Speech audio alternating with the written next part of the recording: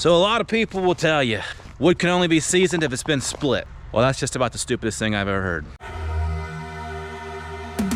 Today we're gonna be talking about firewood. Specifically, how do you store it? Now I'm talking long-term storage. I know a lot of guys that have up to 20 years worth of wood piled up. The question really is, what's the best way to store that stuff?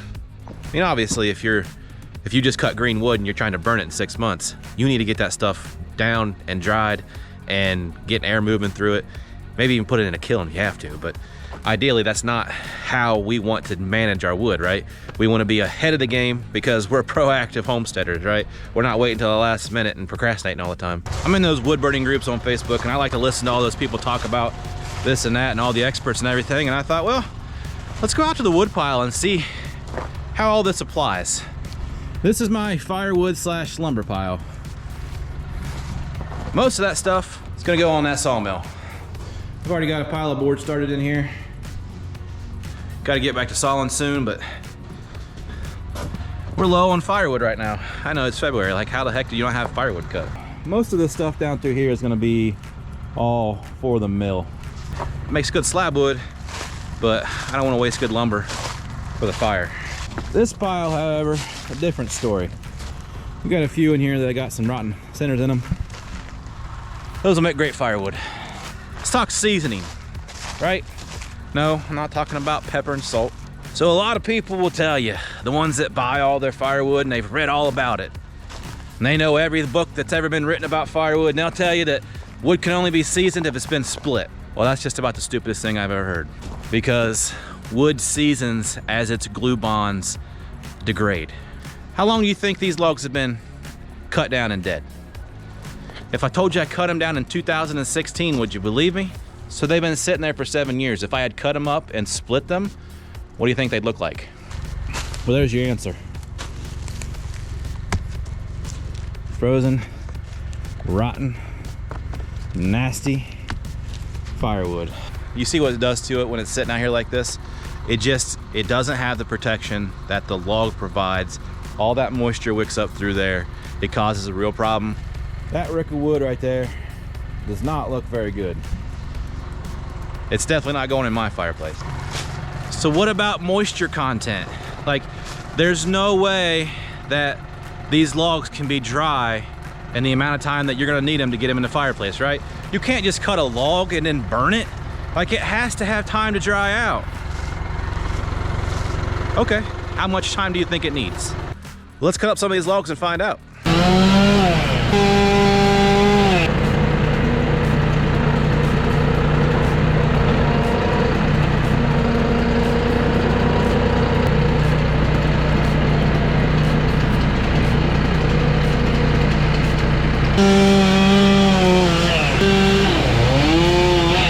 Yeah, 15 degrees is a little cold to be cutting wood. The regen on the tractor kicked on while I was moving logs, and I was able to heat my hands up next to the muffler, so.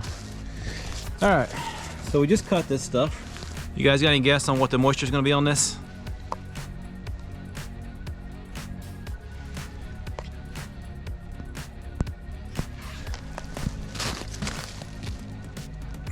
$12, $13. See, it's dry. It's as dry as can be.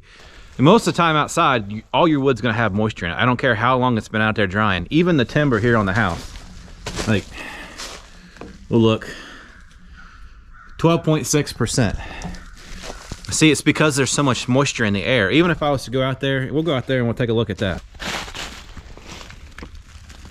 See, 24%. So this wood has been drying out here for 7 years, and it's been split, and the moisture content is higher than what the stuff inside the log is. I know, the locust has been drying for 7 years, okay? So, yeah. But look, there's hardly any rot in it whatsoever. So let's check this cherry right here. That cherry I cut, what? It's been 18 months, 2 years ago, somewhere in that neighborhood.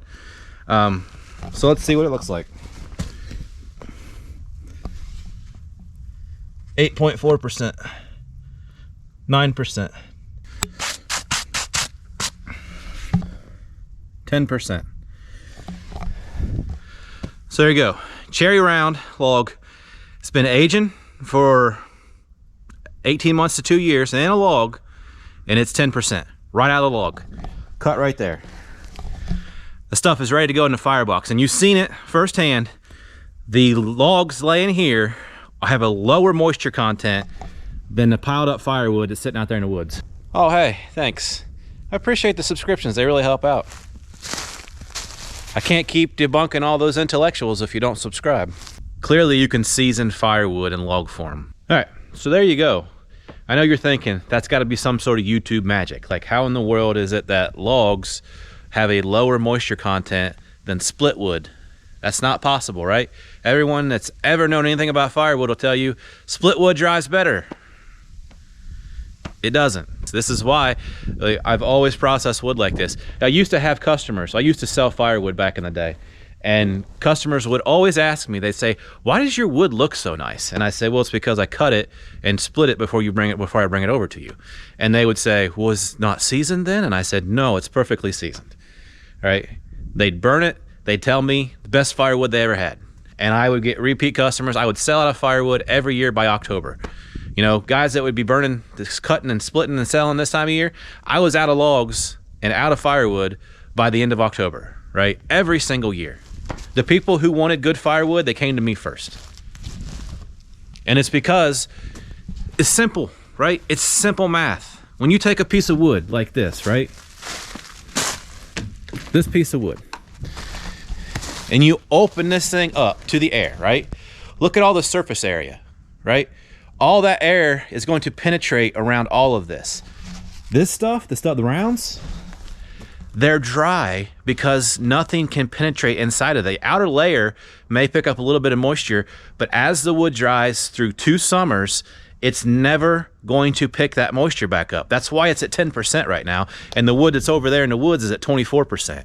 It's why these beams right here are at 16%, right? They're picking up moisture from the air. If you go into my wood shop right now, I've got timber in there that I cut 2 years ago. And you know what the moisture content of that timber is? It's 12.5%. It's been inside, never been rained on, but it's at 12.5% because it picks up the moisture in the air, especially this time of year. In the summertime, it's gonna drop down 10%, right? It depends on the environment, but we're burning wood in the winter. We're not burning wood in the summer. Let's find out how fast it dries down once we take it inside. All right, so that's what I got left of my wood pile. Running a little low, but that'll last me for a day and a half, 2 days. So we'll go ahead and we'll grab a piece of locust here. Just bring it over here, we'll set it next to the fireplace. All right. So there you go. We're at 7.2% on the wood inside. Now think about that. 7.2% inside, it was 12% out there about 10 days ago. So sitting along that wall over 10 days, got it down to 7%. So we're going from log form, and you can see that wood hasn't changed colors. It hasn't had much of a chance to patina at all. And you can look at the pile, right? There's no fancy tricks here. It's not patinaed up yet because it hasn't had enough time to patina, which means it's less than a month old. You know that. I'm telling you, it's 10 days. And you can see how well it burns. It's hot, but those are great coals. And that just falls apart. You hear the crispness of that? Doesn't stick together, comes right apart. That knot, it might have a little bit of moisture in it right there, but for the most part, this is all really, really, really good wood. Look at that. I mean, that's just crisp coals. Throw that piece in there. I mean, I'm sure as most of you know, locust is a really good firewood, but this system for me it's just about as easy as it comes. All right, so we're gonna get back to splitting and try to get some of that stuff inside today. I know a lot of you are probably thinking, well, I don't have a tractor to move logs around, and I get it. You know, people have priorities. I mean, you know, everyone looks at things differently. So I prioritize a tractor over a zero-turn mower and a wood splitter and everything else. That's why it's here, and that's why that axe right there does all the work, right? Priorities. But you can just as easily do this in rounds. Before I had the tractor, I used to fill the truck up with rounds, and I just have big piles of rounds out in the backyard. I hope you all get something out of this video, and at the very least, you understand exactly why when I say burning logs, or why when we process firewood like this and we bring it right up to the house and we cut it up and we take it in the house, why that works so well. Because it's just water. At this point in time, All the glues are aged out of it. Everything is in good condition. And when we take it in the house, it's gonna have a week to sit in there. And when it goes into the fireplace, like you've seen, it's gonna be right at that 7%, right before it goes in the door. You're not gonna get a better burning wood than that. I don't see how you do it better than doing it logs. And I know I'm the weird one, right? Everybody else does it. They go through all the work. You see them, they're out there splitting, and they're putting it in their shed, and then they're hauling it from their shed over to their house, and then they're hauling it from their house into their, and I'm just thinking, man, you guys, maybe that's why I'm fat, because I don't do all that extra work. So I guess I just need to work out more, or maybe I need to do what they do so that I burn off extra energy or waste the extra time. I don't know, but this right here, you're never going to convince me that there's a better way. So appreciate y'all tuning in today. I hope you enjoyed the video. See you next time.